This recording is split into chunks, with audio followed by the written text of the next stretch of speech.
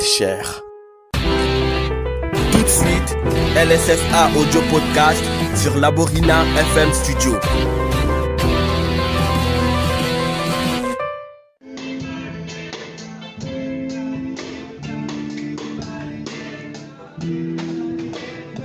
Précédemment dans LSFA Audio Podcast. Nous sommes en train de lire le livre de Job, le chapitre 13, et on va lire aussi Job, le chapitre 14. Job avait des arguments solides pour se défendre. De plus qu'il connaissait sa vie, il était conscient de comment il l'a mené. C'est dans cet élan qu'il a pu dire au verset 15 « Voici, il me tuera, je n'ai rien à espérer, mais devant lui, je défendrai ma conduite. » Tu vois, rien ne marche, qu'est-ce qui ne va pas? Est-ce que je suis maudite? Il y a ces portes que tu ouvres toi-même par ton comportement, par ta façon d'agir. Tu ne t'habilles pas décemment. Du coup, tu attires vers toi des hommes. Et derrière les hommes, il y a aussi des esprits. Et donc, sans le savoir, tu attires, tu invites, tu ouvres la porte des esprits, après, tu es bloqué. Tu rencontres des hommes, tu t'accouples avec des hommes, et après, tu n'as pas le Saint-Esprit en toi. Tu ouvres encore d'autres portes. Tu ne pries pas, tu n'aimes pas prier, tu as une aversion, une profonde aversion pour ceux qui est de l'église, pour ceux qui est de la parole de Dieu, et après, tu te dis, et tu es cerné. C'est la sorcellerie, c'est mon oncle, c'est mon grand-père, c'est un tel, c'est un tel. Ne faisons pas comme Job qui cherche des raisons, s'il vous plaît. Job, à un moment donné, voulait juste que Dieu lui dise un truc. Dis-moi quelque chose. Alléluia.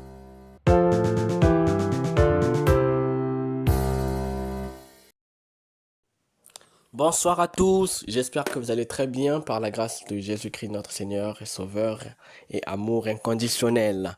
J'espère que vous allez bien et donc vous êtes les bienvenus ce soir à LSFA Audio Podcast.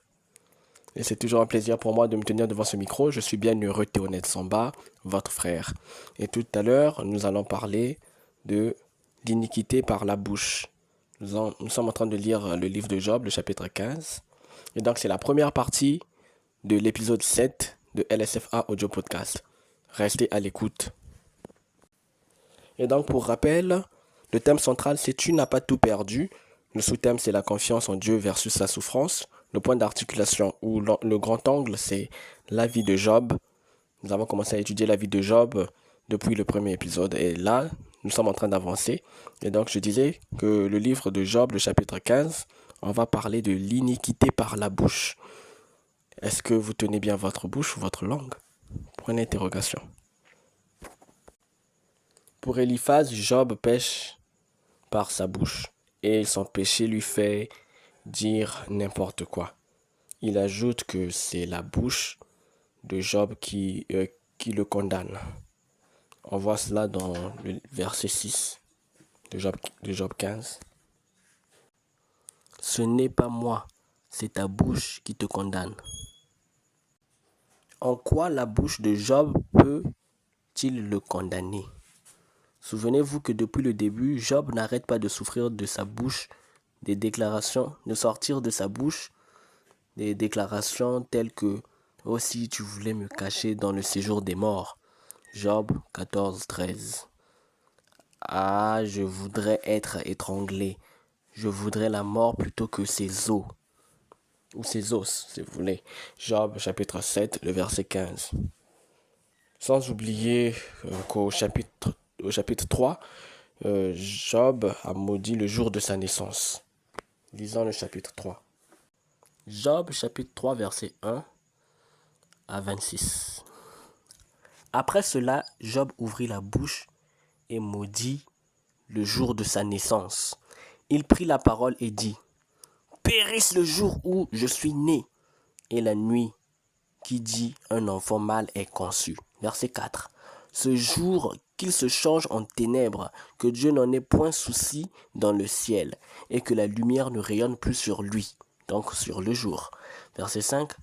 Que l'obscurité et l'ombre de la mort s'en emparent, que des nuées établissent leur demeure au-dessus de lui, et que de noirs phénomènes l'épouvantent. Verset 6. Cette nuit, que les ténèbres en fassent leur proie, qu'elles disparaissent de l'année, qu'elles ne soient plus comptées parmi les mois. Verset 7. Que cette nuit devienne stérile, que l'allégresse en soit bannie. Verset 8. Qu'elle soit maudite par ceux qui maudissent les jours, par ceux qui savent exciter le Léviathan. Verset 9. Que les étoiles de son crépuscule s'obscurcissent, qu'elles attendent en vain la lumière et qu'elles ne voient point les paupières de l'aurore. Verset 10. Car elle n'a pas fermé le sein qui me conçut, ni dérobé la souffrance à mes égards. Verset 11. Pourquoi ne suis-je pas mort dans le ventre de ma mère? Pourquoi n'ai-je pas expiré au sortir de ses entrailles? Verset 12. Pourquoi ai-je trouvé des genoux pour me recevoir et des mamelles pour m'allaiter? Verset 13. Je serai couché maintenant, je serai tranquille, je dormirai, je reposerai. Verset 14. Avec les rois et les grands de la terre qui se bâtirent des mausolées. Verset 15, avec les princes qui avaient de l'or et qui remplirent d'argent leur demeure. Verset 16, où je n'existerai pas, je serai comme un avorton caché, comme des enfants qui n'ont pas vu la lumière. Verset 17, là ne s'agitent plus les méchants et là se reposent ceux qui sont fatigués et sans force. Verset 18, les captifs sont tous en paix. Ils n'entendent pas la voix de l'oppresseur. Verset 19, le petit et le grand sont là, et l'esclave n'est plus soumis à son maître. Verset 20, pourquoi donne-t-il la lumière à celui qui souffre et la vie à ceux qui ont l'amertume dans l'âme? Verset 21, qui espère en vain la mort et qui la convoite plus qu'un trésor. Verset 22, qui serait transporté de joie et saisi d'allégresse s'il trouvait le tombeau. Verset 23, à l'homme qui ne sait où aller et que Dieu cerne de toutes parts. Verset 24, mes soupirs sont ma nourriture et mes cris se répandent comme l'eau. Verset 5, ce que je crains, c'est ce qui m'arrive, ce que je redoute, c'est ce qui m'atteint. Verset 26, je n'ai ni tranquillité, ni paix, ni repos et le trouble s'est emparé de moi. Amen. Et donc, pour éclaircir la chose, on va lire le chapitre 15. Eliphaz de Théman prit la parole et dit, verset 2, le sage répond-il par un vain savoir? Se gonfle-t-il la poitrine du vent d'Orient? Verset 3, est-ce par d'inutiles propos qu'il se défend? Est-ce par des discours qui ne servent à rien? Verset 4, toi, tu détruis même la crainte de Dieu. Ah, il parle à Job là. Tu détruis la crainte de Dieu. Tu anéantis tout mouvement de piété devant Dieu. Waouh, à cause de quoi? On va parler de ça tout à l'heure. Verset 5, ton iniquité dirige ta bouche et tu prends le langage des hommes rusés. Verset 6, ce n'est pas moi, c'est ta bouche qui te condamne. Ce sont tes lèvres qui déposent contre toi. Verset 7, es-tu né le premier des hommes? As-tu été enfanté avant les collines? Verset 8, as-tu reçu les confidences de Dieu? As-tu dérobé la sagesse à ton profit?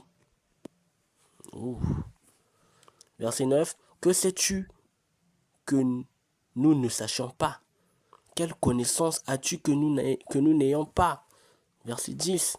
Il y a parmi nous des cheveux blancs, des vieillards plus riches de jours que ton père. Verset 11. Tiens-tu pour peu de choses les consolations de Dieu et les paroles qui doucement se font entendre à toi? Verset 12. Où ton cœur t'entraîne-t-il et que signifie ce roulement de tes yeux? Verset 13. Quoi? C'est contre Dieu que tu tournes ta colère et que ta bouche exhale de pareils discours.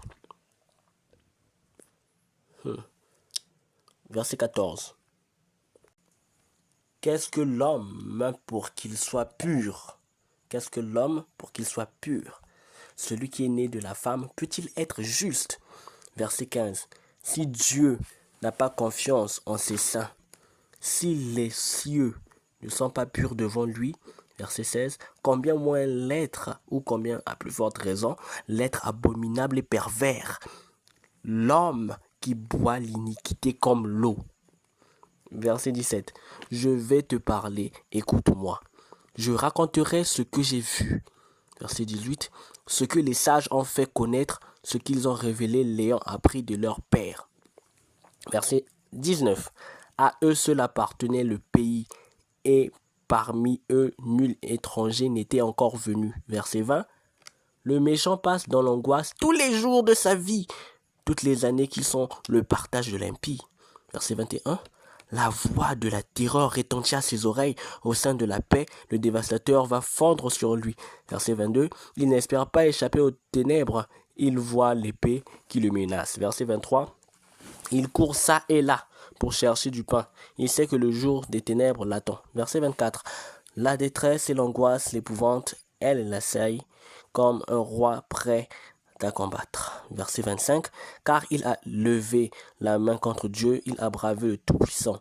Verset 26. Il a eu l'audace de courir à lui sous le dos épais de ses boucliers. Verset 27. Il avait le visage couvert de graisse, les flancs chargés d'embonpoint. Verset 28. Et il habite des villes détruites, des maisons abandonnées, sur le point de tomber en ruine. Verset 29. Il ne s'enrichira plus, sa fortune ne se relèvera pas, sa prospérité ne s'étendra plus sur la terre. Verset 30. Il ne pourra se dérober aux ténèbres. La flamme consumera ses rejetants et Dieu le fera périr par le souffle de sa bouche. Verset 31. S'il a confiance dans le mal, il se trompe, car le mal sera sa récompense. Verset 32. Il arrivera avant le terme de ses jours et son rameau ne verdira plus. Verset 33. Il sera comme une vigne dépouillée de ses fruits, encore verts, comme un olivier dont on a fait tomber les fleurs. Verset 34. La maison de l'impie deviendra stérile et le feu dévorera la tente de l'homme corrompu. Et enfin, verset 35, il conçoit le mal et il enfante le mal, il mûrit dans son sein des fruits qui le trompent. Amen. Examinons le verset suivant, Job chapitre 15, le verset 15 à 16. Verset 15. Si Dieu n'a pas confiance en ses saints, si les cieux ne sont pas purs devant lui, verset 16, combien moins l'être abominable et pervers, l'homme qui boit l'iniquité comme l'eau. Cette expression est choquante. Boire l'iniquité comme l'eau. Il y en a qui boivent l'iniquité comme l'eau. Ils font entrer des choses impures comme on boit de l'eau. C'est réel. Ce sont des choses qui se passent dans la vie courante. La moindre chose est une porte ouverte pour l'ennemi de nous détruire personnellement. Et lorsque nous mangeons ce qui n'est pas à manger, il nous arrive des conséquences. Et nous sommes en horreur à l'Éternel. Et Dieu, nous sommes indésirables pour Dieu. Voilà pourquoi le sous-thème que j'ai souligné ici, c'est la bouche et le péché. Déjà, le thème de Job 15, c'est l'iniquité par la bouche. Mais là, le sous-thème, la bouche et le péché. On peut commencer. Donc la bouche et le péché, si les propos de Job sont iniquité ou péché, amen. Si les paroles ou les propos de Job sont iniquité ou péché devant Dieu, alors cela s'explique par le verset 11 du livre de Matthieu 15. Je cite, « Ce n'est pas ce qui entre dans la bouche qui souille l'homme, mais c'est ce qui sort de la bouche. C'est ça qui souille l'homme. » Or, il s'avère que c'est de l'abondance du cœur que la bouche parle. On nous le dit dans Luc 6, 45, on peut lire « L'homme bon tire de bonnes choses du bon trésor de son cœur, et le méchant tire de mauvaises choses de son mauvais trésor, car c'est de l'abondance du cœur que la bouche parle. » Cela veut dire que si le cœur est plein de haine, plein d'amertume, ce qui sortira de la bouche sera blessant et triste. Les personnes qui souffrent dans le cœur ont besoin de parler pour se libérer. C'est pourquoi Job parlait aussi, et parlait ainsi en se plaignant à Dieu de sa vie. Il se plaignait à Dieu de sa vie. Il y a malheureusement un inconvénient à ce qui peut sortir de la bouche. Disons Proverbe 18, 21, « La mort et la vie sont au pouvoir de la langue. Quiconque l'aime en mangera les fruits. » Si vous vous rendez compte, il y a des mots. Le titre, c'est la bouche et le péché. On parle de bouche, on parle de fruits, on parle de manger, mangera, on parle de boire, l'iniquité comme de l'eau, boire, manger, fruits. Waouh! Si tu as compris, reçois ta part. Reçois, au nom de Jésus, reçois la grâce que Dieu veut te donner. Et donc, les versets que nous lisons dans Job 15 parlent de bouche, de péché et de l'acte de boire. Pourquoi pas manger? L'acte de manger. Donc l'acte de mettre quelque chose dans la bouche que l'on puisse avaler. Les versets 4 et 5 parlent d'iniquité. On peut lire Job 15, 4. Toi, tu détruis même la crainte de Dieu. Tu anéantis tout mouvement de piété devant Dieu. Et le verset 5. Ton iniquité dirige ta bouche et tu prends le langage des hommes rusés. Même le verset 13 aussi parle aussi d'iniquité. Je pouvais aussi le souligner. Quoi? C'est contre Dieu que tu tournes ta colère et que ta bouche exhale de pareils discours. Et le discours, ça remonte encore à sa bouche qui profane des choses, qui parlent mal à Dieu. Donc selon Eliphaz, Job ne faisait qu'être désagréable à Dieu avec sa bouche. De sa bouche sortaient des paroles qui n'étaient pas correctes. Pas correctes pas dans le sens qu'il insultait Dieu, comment non. Mais il était tout le temps là en train de montrer, en fait, qu'il ne se reprochait de rien. Et ça énervait ses amis. Ses amis, eux, se demandaient, mais il est quel genre de personne? Il ne reconnaît pas son péché, il se reconnaît comme étant juste. Pourtant, au départ, on dit qu'il y avait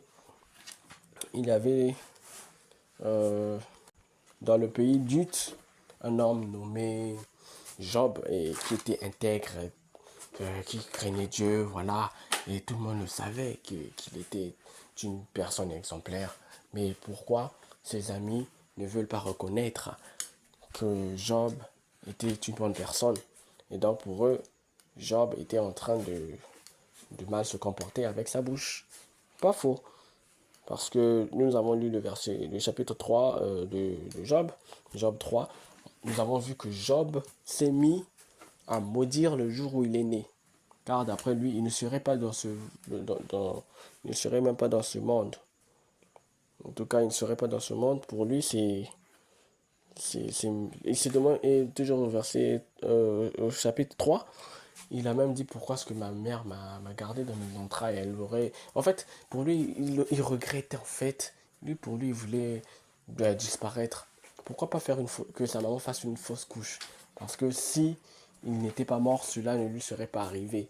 Donc pour lui, en fait, dans sa tête, il veut tout de suite immédiatiser, si je dois le dire ainsi. Il veut tout de suite rendre rapide sa disparition, en fait. Et il repart depuis la source, donc le jour où il est venu dans ce monde. Pour lui, c'était une mauvaise chose d'être né. Et parce qu'il est né, il a grandi et il souffre maintenant. Il aurait encore préféré soit mourir ou ne jamais exister. C'est pourquoi il est tout le temps interpellé par ses amis, soit Eliphaz de Théman, soit Bildad ou encore Sophar. Voilà, mes très chers frères et sœurs, nous sommes en train de parler d'une personne qui souffre amèrement, une personne qui grince les dents, une personne qui est dépassée par sa vie. Et cette personne se met à parler. C'est tout à fait normal qu'il parle parce que c'est de l'abondance du cœur que la bouche parle. Amen. Et donc, à ce propos, Job a voulu exprimer ce qui était dans son cœur. Il a voulu dire, mais moi je souffre, j'ai tellement mal. Et certainement toi qui m'écoutes, tu t'es déjà arrivé de souffrir dans le cœur et d'en parler à quelqu'un, de dire, lui il cherchait à parler à Dieu. Mais toi peut-être que tu parles pas à Dieu, mais tu parles à quelqu'un. Et tu as certainement eu des échanges de paroles avec une personne, ton cœur est brisé, où tu avais une fiancée et cette dernière s'est mal comportée avec toi ou vice-versa. Et après, toi, tu es triste. Que ce soit l'homme ou la femme, tu es triste. Ça te pèse dans le cœur. Et qu'est-ce que tu fais? Tu regrettes. Tu te dis pourquoi est-ce que je l'ai rencontrée, pourquoi est-ce que j'ai accepté ou pourquoi est-ce que j'ai voulu être avec elle. Et après, après ces questions, c'est maintenant, bon, j'ai mal au cœur, mais je fais comment? Je vais me confier à quelqu'un. Et donc, Job ne savait plus comment se confier. Il savait plus. Il était dépassé, il était désaxé. Et donc, toi, tu m'écoutes, tu as certainement un problème, mais c'est pas moi qui vais résoudre ton problème, c'est Dieu. Crois-moi bien. Et donc, Job, dans sa douleur, ne voulait même pas imaginer encore que ses amis lui parlent, lui disent des choses. Parce qu'après, euh, dans la deuxième partie, on verra que Job, bon, je peux dire qu'il s'était quand même énervé. En fait, vu sa façon de parler, moi j'imagine le ton de sa voix. Parce que c'est quand même sa pomme, c'est fatigant qu'on vienne tout le temps te dire que tu es en erreur, alors que quand tu regardes, bah, ça devient ce qu'on appelle un malentendu. Parce que lui-même, Job, il se dit, mais c'est un malentendu ou quoi? On n'arrive pas à s'entendre avec les amis. Moi, je ne me reconnais dans rien dans ça. Moi, je veux juste que le Seigneur puisse me détailler ma vie, qu'il me dise là où ça n'a pas marché. Parce que tant que le Seigneur ne définit pas le péché que j'ai commis, qui m'est conduit à cette position actuelle, alors pour moi, je suis juste devant lui. Et donc, pour cela, il avait aussi dit qu'il défendrait sa cause dans le chapitre 14. Il dit qu'il défendra sa cause. Donc, pour cela, il devrait s'exposer et non se cacher de Dieu. Parce il était prêt. Il dit que de toutes les façons, je mourrai. Il me tuera. Mais j'exposerai ma cause. Je me défendrai plutôt, je défendrai ma cause. Et donc, il était courageux. Et c'est ce que j'admire bien chez Job, pour son courage, mais seulement il était un peu défaitiste et lâche, le pauvre. Et oui, bah, il était débordé par ce qu'il vivait. Et donc moi, je le comprends. Et je te comprends aussi, toi qui es en train de souffrir, je ne peux pas trop comprendre l'immensité de ta douleur. Et surtout même ceux qui perdent les êtres chers. Et je pense qu'il n'y a pas que il n'y a pas que des veufs, des veuves ou des divorcés qui m'entendent, mais il y a aussi des personnes qui ont perdu des êtres chers, certes, oui, il y en a aussi qui m'écoutent, qui ont vécu des cas, comment on dit, des faits sociaux euh, vraiment très touchants, comme par exemple le viol. Il y en a certainement qui m'écoutent, qui ont déjà été violés, ou forcés, ou abusés, ou une tentative dans ce sens-là. Et ce n'est pas facile, ça dépasse. On a juste envie de disparaître. Comment c'est arrivé? Comment il y a d'autres qui veulent carrément se suicider. Non, mais moi je te déconseille de le faire, je te déconseille de te suicider. Je vais encore avant tout te dire que bon, je te connais pas, mais l'Esprit de Dieu me dit de te dire que tu es une personne très spéciale, une personne importante. Et si tu es en vie, ce n'est pas parce que c'est un hasard. Non, ce n'est pas du tout un hasard. C'est plutôt la volonté de Dieu que tu aies été là ou que tu sois là. Et comme on le dit, tant qu'il y a de la vie, il y a de l'espoir. Et donc, tu n'as pas à t'inquiéter pour ce qui t'est arrivé. Mais cela sera plutôt un sujet de, de boost pour toi. Cela va te booster dans le nom de Jésus-Christ. On continue. Donc, les versets 5 et 6 de Job 15 parlent de péché. On peut les lire 5 et 6. Job 15, 5 et 6. Ton iniquité dirige ta bouche et tu prends le langage des hommes rusés. Le langage des hommes rusés. Qu'est-ce qu'une personne rusée fait? Une personne rusée, c'est une personne espiègle. L'espièglerie consiste à jouer double jeu, à ne pas jouer franc jeu, c'est-à-dire à être double personnage.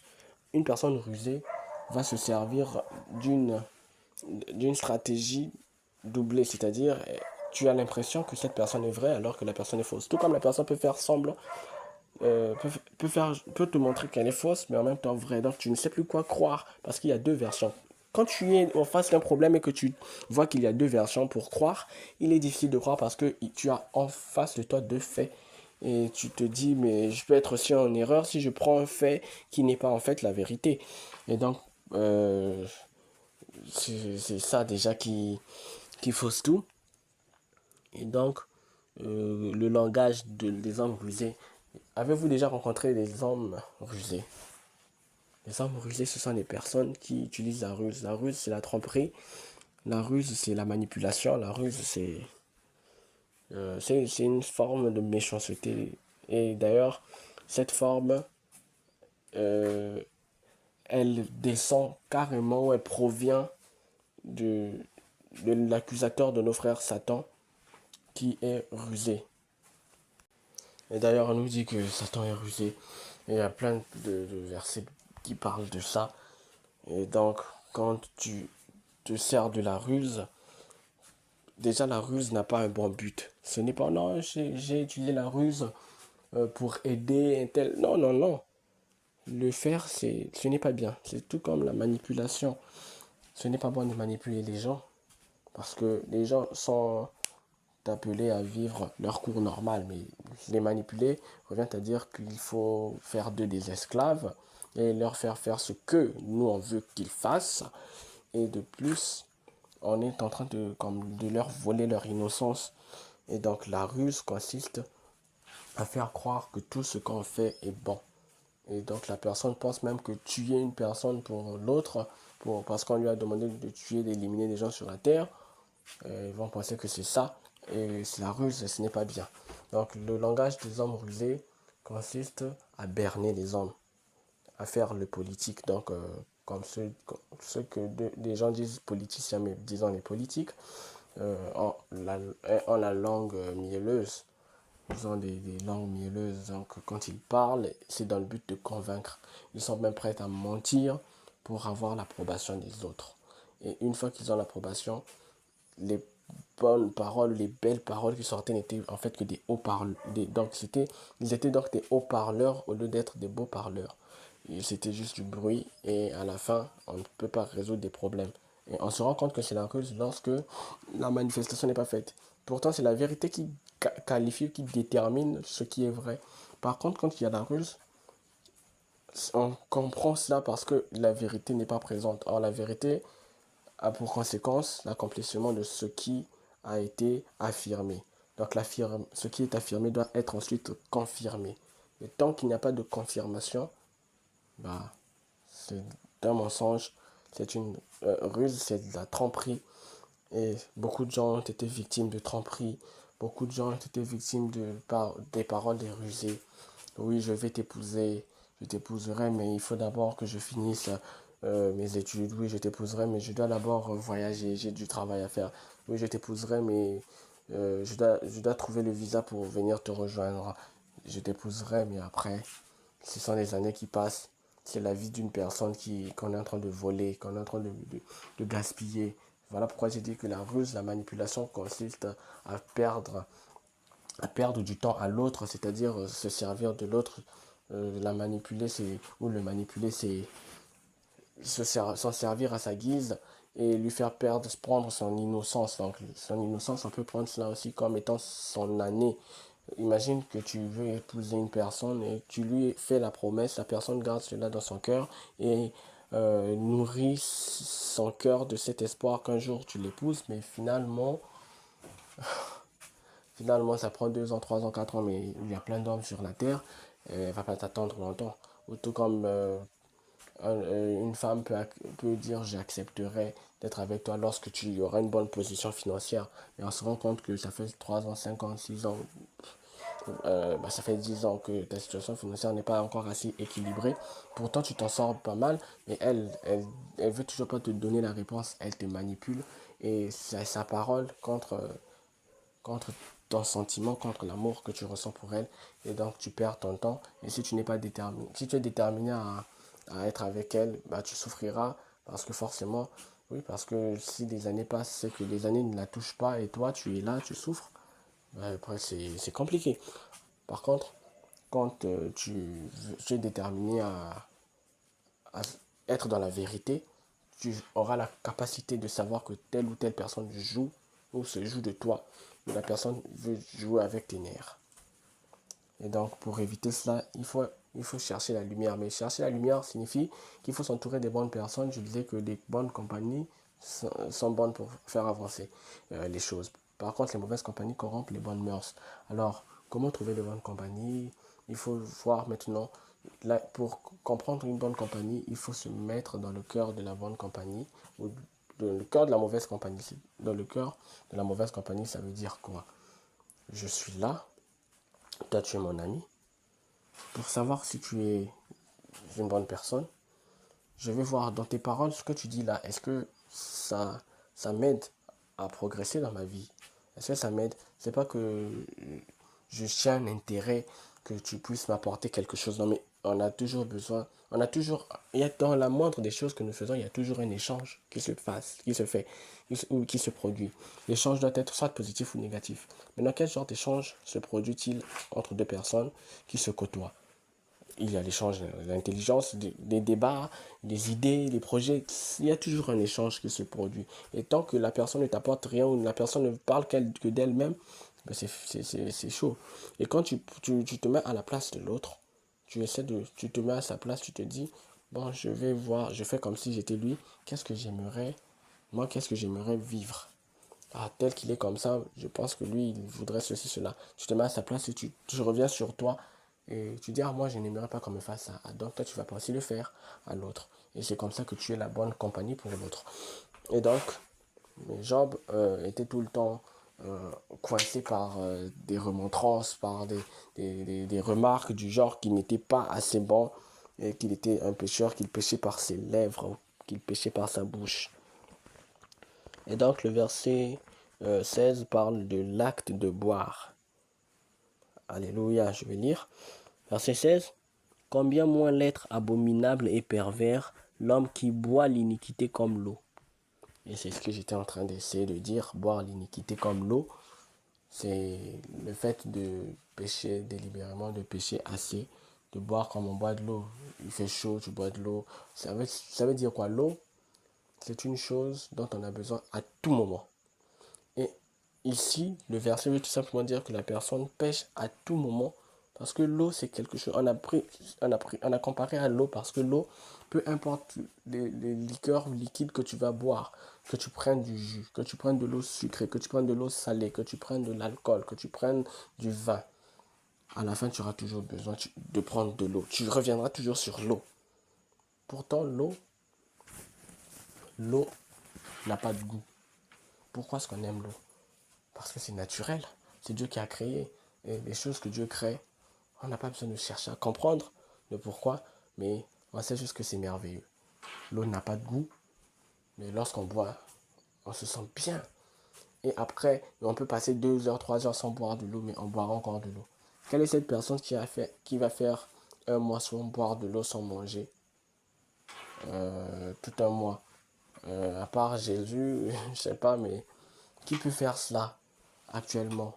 Même rien qu'une semaine sans boire de l'eau, c'est compliqué. Tu ne fais que manger de la nourriture solide sans boire de l'eau, mais tu es en train de te créer des problèmes.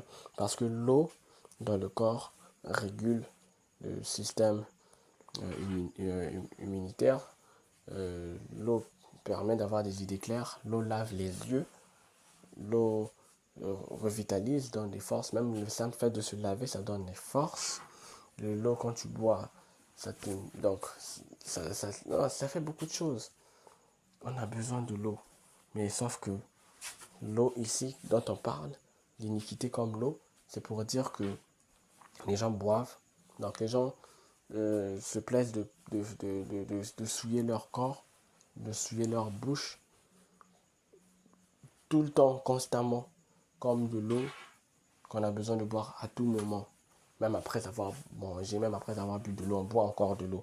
Et le péché aussi, c'est comme ça pour ces personnes-là. Donc, et on nous dit que Dieu a horreur. D'accord? C'est ce que ça veut dire, que Dieu a horreur. Il voit ça abominable. C'est abominable c'est abominable. C'est un être abominable, celui qui boit l'iniquité comme de l'eau, qui boit le péché comme de l'eau, qui se plaît de péché. Amen.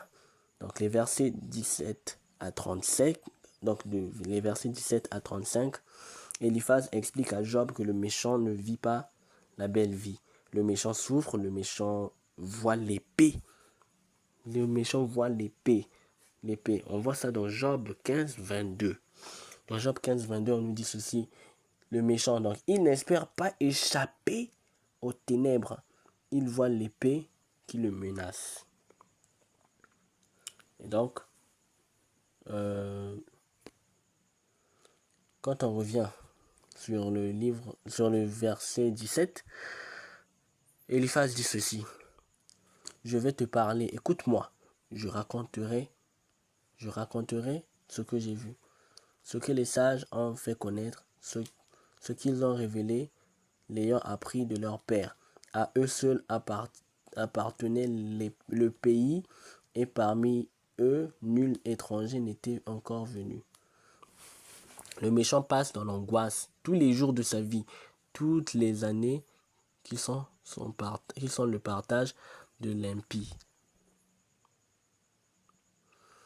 Et donc, quand on nous dit aussi, car il a levé la main contre Dieu, il a bravé le Tout-Puissant. Ça, ce sont des règles que le méchant a passé outre. C'est-à-dire, il a bravé, il a osé défier Dieu, il a eu de l'audace. On parle aussi de l'audace, le verset suivant. Oui, verset 26. Il a eu l'audace de courir à lui sous le dos épais de ses boucliers. Quand tu désobéis à Dieu, tu verras l'épée. Non seulement tu verras l'épée, mais tu vois la terreur ralentir à tes oreilles. Et tu manques de paix. Tu passes l'angoisse tous les jours. Donc Job, quand il parlait, non, le méchant n'est pas maltraité, le méchant, il se balade, il se pavane, il a la belle vie. On le rattrape tout à l'heure là, et Eliphaz dit non, tout ce que tu dis là, c'est insensé. Donc pourquoi discourir donc en fait, ce dont tu parles là, c'est carrément archi faux, que Dieu même ne peut même pas te répondre. Parce que quand tu parles dans ce sens-là que les méchants ne sont pas punis, mais attends, je t'apprends que non, c'est pas ça. Au contraire, ils ne dorment pas bien la nuit. Ce sont des personnes qui souffrent aussi. Ils souffrent, mais à cause de leur iniquité. Mais toi, tu souffres. Il y a une raison à cela. Certainement que tu ne veux pas nous dire. Alors, si tel est le cas, alors moi je te considère comme une personne qui n'est pas assez juste. Et donc pour cela, il rappelle à Job tout ce que le méchant fait et que Dieu fait ensuite. Donc en gros, le méchant n'est pas libre. Le méchant, Dieu le laisse là pour booster les gentils. Et donc, pour cela, il peut permettre que le méchant soit béni pour que ça révolte le gentil. Il va se dire, mais pourquoi il n'y a que lui? Moi aussi, je peux y arriver. Et je veux encourager quelqu'un, je veux booster quelqu'un. Si les autres ont réussi, toi aussi, tu peux réussir et faire mieux qu'eux. Il suffit juste que tu te lèves, que tu prennes une décision. C'est juste une prise de décision. Tu peux y arriver. Et moi, j'ai confiance en Dieu que ça va marcher. Tu n'as pas à te faire du mal. Et donc, avant de finir, je voulais tenir à dire ceci. La bouche est un organe qui est absolument à ne pas négliger. La vie et la mort sont au pouvoir de la langue. La langue se trouve où? Dans la bouche.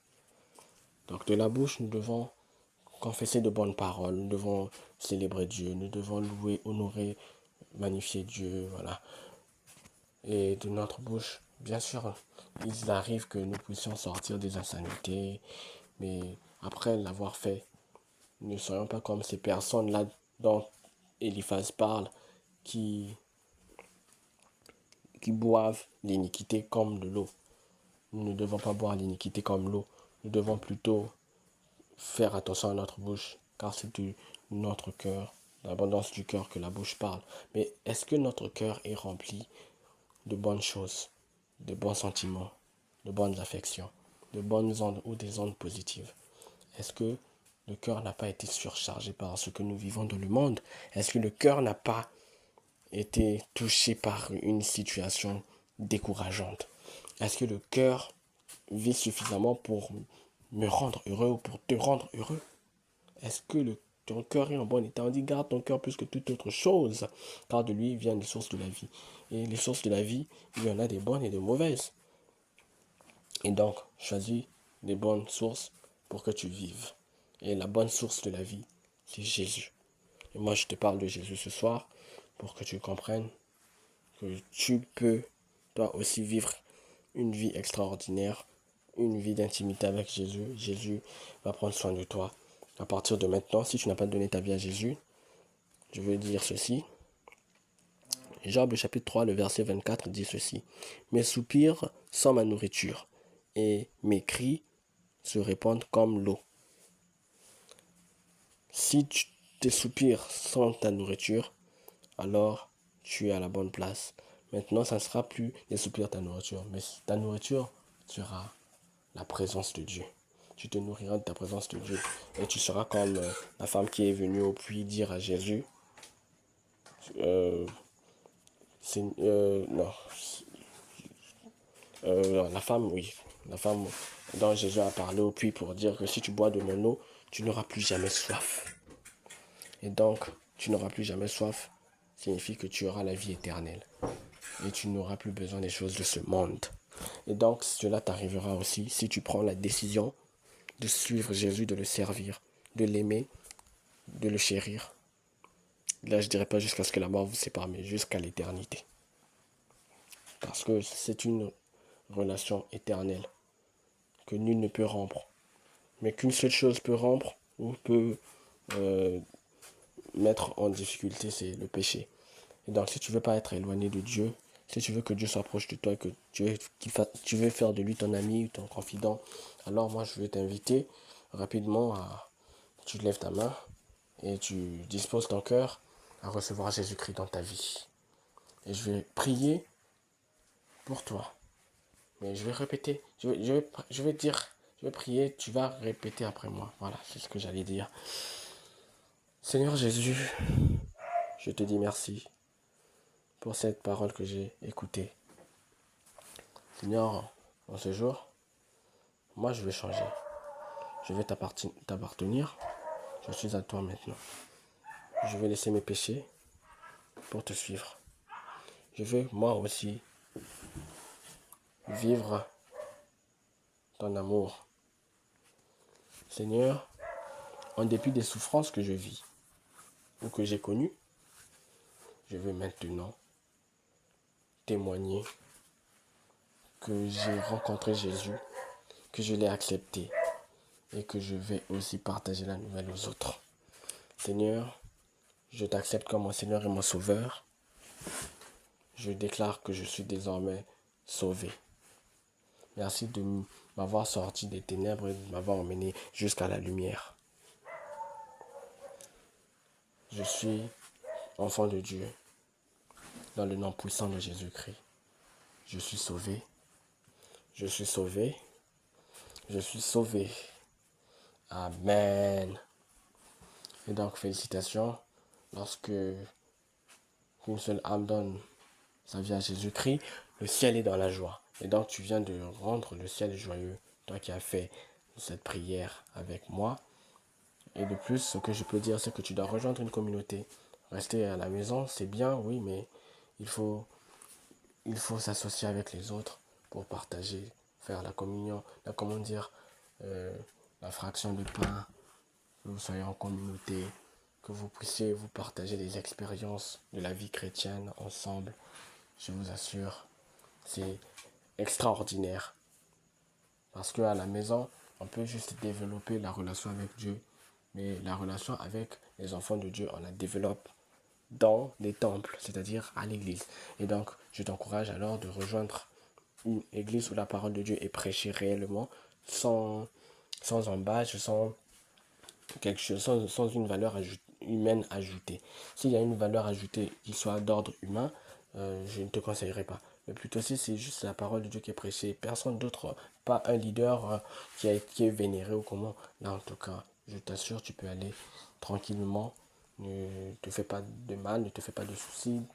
Peu importe ce qui va arriver partout, il y a des déceptions partout, il y a des gens qui sont appelés à faire du mal, qui ont le ministère du découragement. Mais tu ne dois pas être découragé, tu dois plutôt te lever et dire que ça c'est une épreuve, ça c'est mon défi que Dieu a mis sur mon chemin pour que je puisse atteindre des hauts sommets. Et tu vas. Par contre, si à la moindre occasion tu laisses tomber, tu abandonnes, je t'assure que ça ne va pas t'aider. Et donc moi je suis fier de ceux qui acceptent Jésus et de ceux qui aiment la parole, les amoureux de Dieu. Je suis vraiment content, je suis heureux pour vous. Et donc pour éviter que cette émission soit longue, je l'ai scindée en deux. C'est-à-dire, ça c'était la première partie.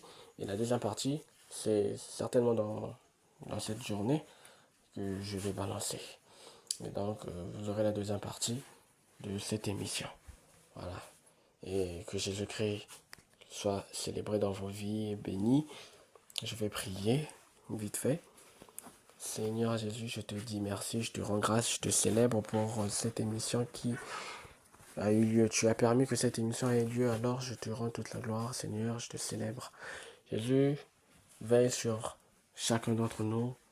Seigneur, veille sur l'état d'esprit de tout un chacun. Celui qui m'écoute, Seigneur, ou celle qui m'écoute, que tu touches son cœur, son âme, son esprit et tout son être entier, que tu touches aussi sa famille, afin que tu leur emmènes dans une autre position. Touche-les pour les emmener dans une autre dimension, qu'ils ne soient pas esclaves de la souffrance comme Job a souffert. Non, Seigneur, que tu puisses avoir compassion d'eux, de plus que nous sommes dans le temps de la grâce, qu'ils vivent la grâce et témoignent cette grâce partout dans leur vie. Au nom puissant de Jésus-Christ, que le diable ne permet pas que le diable mette la main là où il ne doit pas mettre la main. Il a mis la main sur les affaires de Job, mais je refuse qu'il mette la main sur les affaires et la vie de mon frère, de ma soeur qui m'écoute en ce moment. Seigneur Jésus-Christ, que toute la gloire te revienne. Dans le nom de Jésus-Christ, j'ai ainsi prié. Amen. Amen, amen, amen. Jésus-Christ est Seigneur. Alléluia.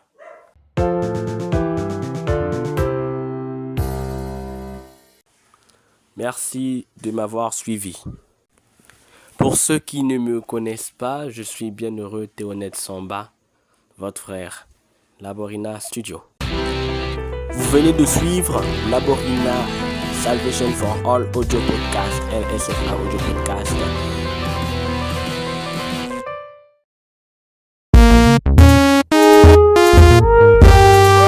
Laborina FM Studio, la parole faite chère.